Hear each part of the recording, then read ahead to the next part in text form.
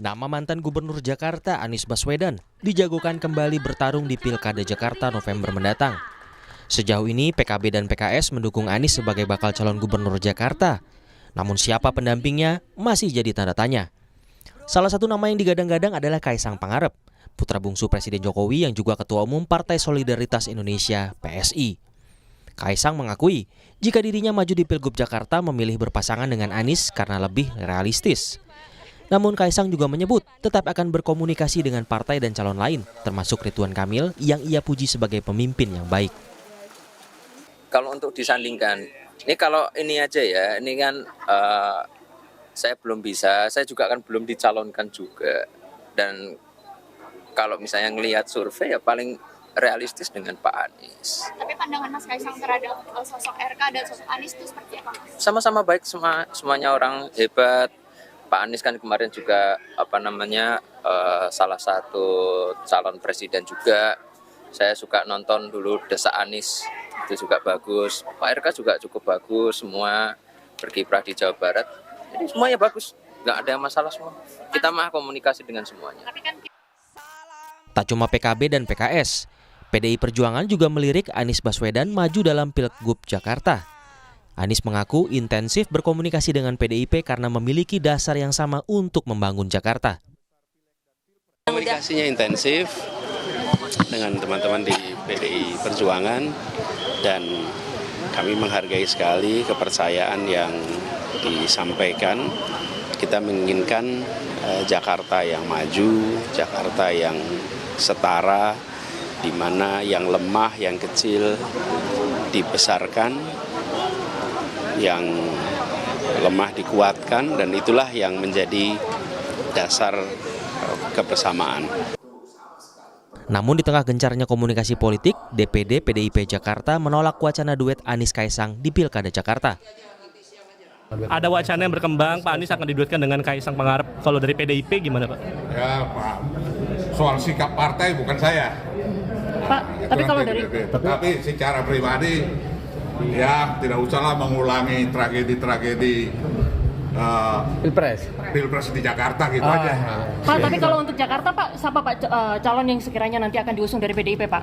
Enggak, nanti kita tunggu proses dari Dewan Pimpinan Pusat. Ya. UKK sampai mana, Pak? Apa sudah ini, Pak? Menunggu aja dulu. Meski wacana duet Anies Kaisang santer, PKB masih membuka kemungkinan membangun koalisi dengan partai lain. Mas Anies masih tinggi, artinya potensi untuk ada dinamis untuk bangun koalisi partai itu sangat mungkin. Nama lain yang juga dipertimbangkan untuk bertarung di Pilgub Jakarta adalah Ridwan Kamil, mantan Gubernur Jawa Barat. Menurut Ketua Umum Partai Golkar, Airlangga Hartarto, RK disiapkan untuk melawan siapapun, termasuk jika harus berhadapan dengan mantan Gubernur Jakarta, Anies Baswedan. Ya, itu masih kita pelajari seluruhnya. Untuk mengajak Ridwan Kamil ke Jakarta tuh kira-kira gimana, Pak? Ya, itu masih kita menunggu hasil survei. Pak, muncul teori bahwa Pak RK ini disiapkan di Jakarta untuk melawan Pak Anies. Sementara Pak Anies sendiri kemungkinan besar akan maju. Berarti RK benar Pak disiapkan untuk melawan Pak Anies? Ya, pokoknya RK dipersiapkan untuk melawan siapapun lawannya. Berdasarkan peraturan KPU, syarat pencalonan di Pilkada Jakarta adalah partai atau gabungan partai pengusung memiliki 20% kursi di DPRD atau 25% suara sah dalam pemilu DPRD terakhir. Kalau melihat hasil pemilu legislatif 2024, PKS memperoleh 18 kursi di DPRD Jakarta, PDIP 15 kursi, Gerindra 14 kursi, Nasdem 11 kursi, hingga P3 yang memiliki 1 kursi. Artinya, partai politik harus berkoalisi untuk mengusung pasangan calon di Pilkada Jakarta. Apakah duet Anies Kaisang akan terwujud di Pilgub Jakarta? Lobi-lobi politik tentu akan gencar dilakukan, mengingat masih 2 bulan lagi menuju pendaftaran Pilkada Jakarta. Tim Liputan, Kompas TV. Seperti apa peluang duet Anies Kaisang di Pilgub Jakarta? Kita bahas bersama Syaiful Huda, Wakil Sekjen PKB, Sheryl Tanzil, Ketua DPP PSI, lalu ada Gun-Gun Herianto, Direktur Eksekutif The Political Literacy. Selamat malam, Mas Syaiful Huda, Mbak Sheryl, juga Mas Gun-Gun. Ya, selamat malam semuanya, halo. Selamat malam. Saya ke Mas Huda dulu. Kalau terakhir kan PKB ya masih normatif bahwa setiap warga negara punya hak yang sama, Mas Anies juga demikian. Tapi dengan Mas Anies punya track record pernah disebut di Pilpres sebagai antitesa Pak Jokowi, mungkinkah maju dengan putranya Pak Jokowi, Mas Huda? Belum ada diskusi sih, tapi setahu saya Mbak Sheryl, teman-teman koalisi Kim kan sudah menyiapkan Kang Ridwan Kamil ya.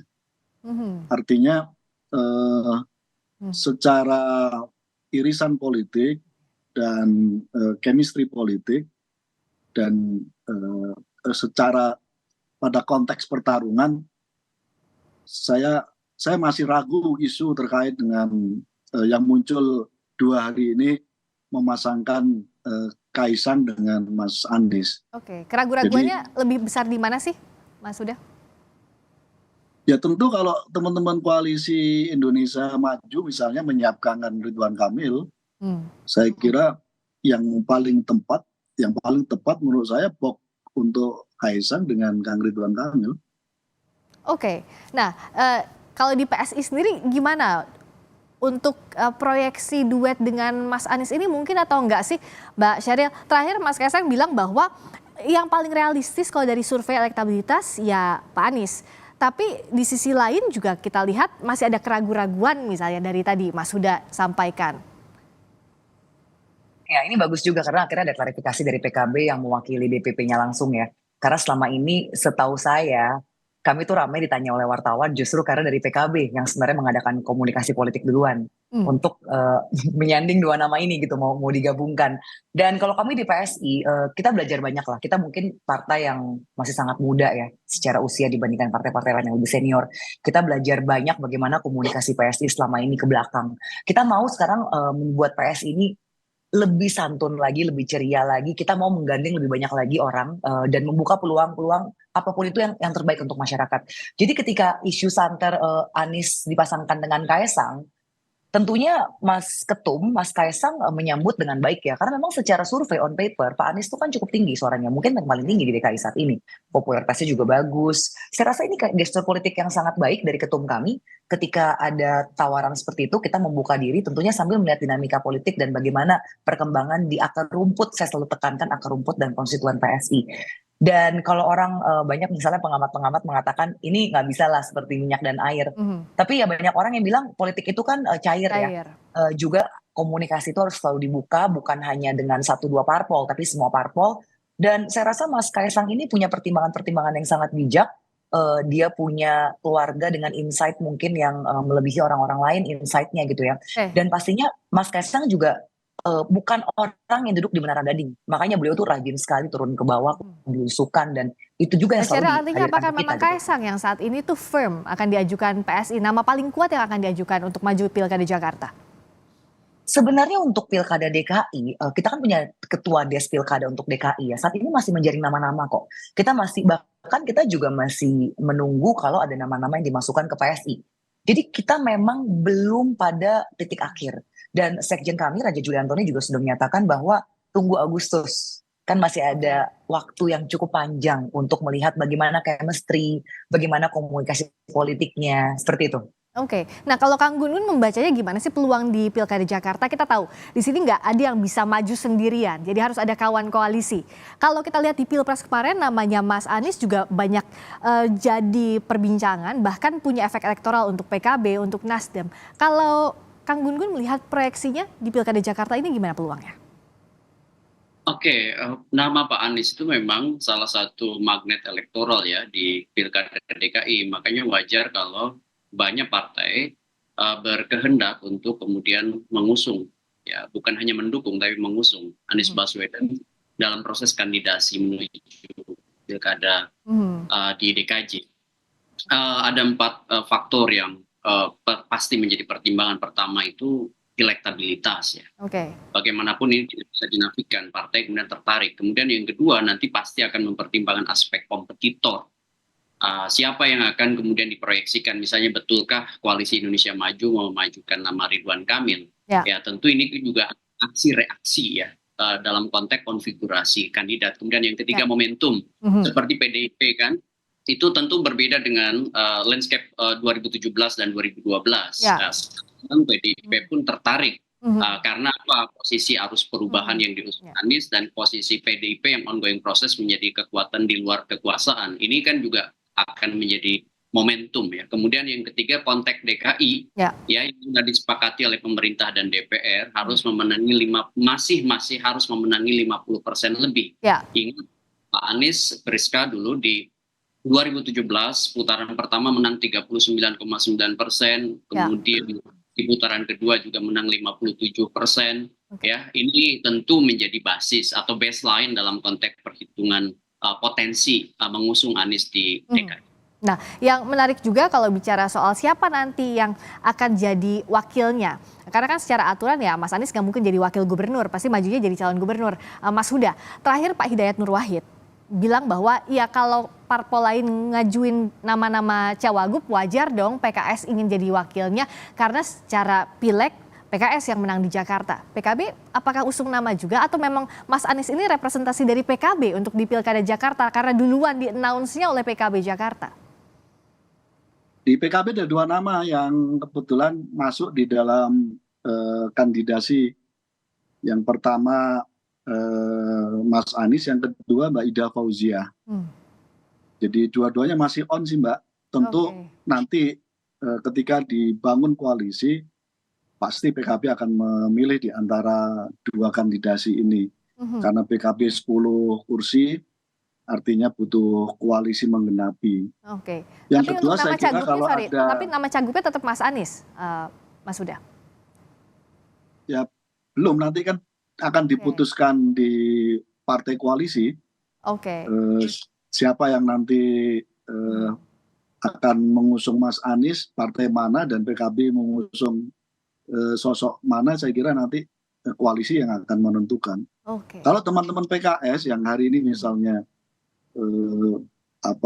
mengambil opsi sebagai wakilnya Mas Anies misalnya, saya kira itu termasuk pilihan yang saya kira bisa dihormati karena PKS sebenarnya pemenang di dalam pemilu legislatif kemarin. Mereka 19 kursi dan bersedia untuk jadi wakil, saya kira perlu kita hormati. Kalau dari Mbak Sheryl, karena sekarang kan Koalisi Indonesia Maju belum resmi, tapi kemungkinan besar Ridwan Kamil yang akan dimajukan, Gerindra dan kawan-kawan. Sementara Mas Anies ini kan tidak dalam opsinya Koalisi Indonesia Maju. Kalau PSI akan manut apa kata KIM? Yang jelas kita masih melakukan lobby-lobby politik ya. Kalau nggak salah kemarin atau tadi itu juga wartawan sudah menanyakan ke Bang Dasko dari Gerindra bagaimana pendapatnya, dan Bang Dasko juga bilang ya ini kan masih cair. Kita masih harus diskusi lagi lah. Dan ini kan udah jelang Idul Adha ya, jadi kayaknya orang udah banyak yang liburan, mungkin habis Idul Adha nih baru kita koalisi Kim ini baru duduk bareng lagi, bicara lagi apa yang terbaik untuk DKI. Yang jelas kalau Mas Kaisang sendiri dengan Mas Ridwan Kamil juga tentunya kenal ya, karena kemarin dari PKN kan juga sempat kampanye bareng beberapa kali. The chemistry is there. Dan saya melihat ya memang saat ini belum pada titik akhir lah untuk menentukan. Masih terlalu dini untuk menentukan. Yang jelas Mas Kaisang mengakui bahwa secara survei Pak Anies bagus surveinya, tapi di sisi lain kalau kita bicara DKI itu kan berarti masih nyangkut-nyangkutnya Jabar juga ya, meskipun beda provinsi nih. Baik Mas Anies dan Mas RK ini dua-duanya kuat di Jabar gitu loh. Jadi ya kita lihatlah bagaimana nanti ke depannya komunikasi politiknya. Antara Mas Anies atau Ridwan Kamil opsinya. Terakhir Kang Gun-Gun, sebenarnya kalau kita bicara ke judul awalnya, mungkin nggak sih untuk Mas Anies berpasangan dengan Mas Kaisang? Karena kita tahu untuk berbeda kutubnya ini tidak hanya Pilpres kemarin, tapi bahkan sejak Pilkada 2017. Kalaupun politik itu cair, tapi di mana benang merahnya Kang Gun-Gun? Dalam analisis saya, karena bicara Pilkada DKI yang menjadi spotlight politik nasional, itu tidak hanya bicara pilkadanya, tetapi juga proyeksi ke depan. Sehingga kalau membaca potensi proyeksi ke depan, Friska, rada sulit memasangkan Anies Baswedan dengan Mas Kaisang. Terutama kalau kita bicara irisan politik ya, yang itu nanti akan tentu menyumbang konfigurasi politik yang bukan hanya bicara 2024, tapi juga 2029. Sehingga rasa-rasanya PKB jauh lebih akan intens ya berkomunikasi politik dengan partai-partai yang berpotensi tidak di koalisi Indonesia Maju. Meskipun politik sekali lagi tidak linier, melainkan reciprocal, tetapi kan bicara potensi. Misalnya di situ ada PDI Perjuangan, kan kemudian di situ ada PKS, di situ ada Partai Nasdem. Kalau koalisi Indonesia Maju sendiri, menurut saya dengan ya 43% ya, itu kan sudah melampaui pasal 40 Undang-Undang 10 2016 ya. Ini kan sudah jadi modal politik. Jadi sepertinya kalau misalnya Ridwan Kamil maju dan koalisi Indonesia Maju akan menjadikan Jakarta sebagai baseline juga perjuangan nanti di 2024-2029, maka potensi Anies Kaisang itu kecil.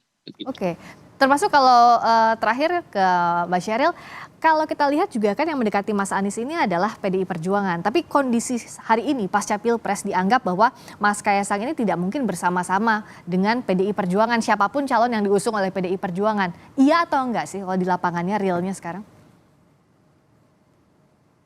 Mbak Sheryl boleh di-unmute? Ya, saya rasa nggak seperti itu ya. Itu mungkin persepsi publik saja. Tapi kenyataannya Mbak Puan dan Mas Kaisang itu komunikasinya sangat-sangat baik. Jadi kita juga sangat menghargai ya. Saya tuh selalu melihat Mbak Puan itu mewarisi gen dari Pak almarhum Taufik Kemas. Kita tahu Taufik Kemas almarhum itu adalah seorang lobis sejati yang menjadi jembatan dari PDIP ke partai-partai lainnya. Dan kita melihat itu di sosok Mbak Puan. Jadi saya ingat betul Mas Kaisang itu mengatakan bahwa beliau respect sekali dengan Mbak Puan. Jadi saya rasa ini betul-betul cair lah ya. Pilpres itu sesuatu yang berbeda. Tapi untuk Pilkada DKI ya itu sesuatu yang berbeda lagi begitu. Pilkada Jakarta kita akan nantikan tampaknya lebih spesifik. Lobby-lobbynya pun akan lebih cair dibandingkan Pilpres kemarin yang sudah lebih kelihatan peta politiknya. Terima kasih Mbak Sheryl, terima kasih Kang Gun Gun, terima kasih juga Mas Syaiful. Ya, makasih semuanya. Selamat malam, sampai ketemu lagi. Malam.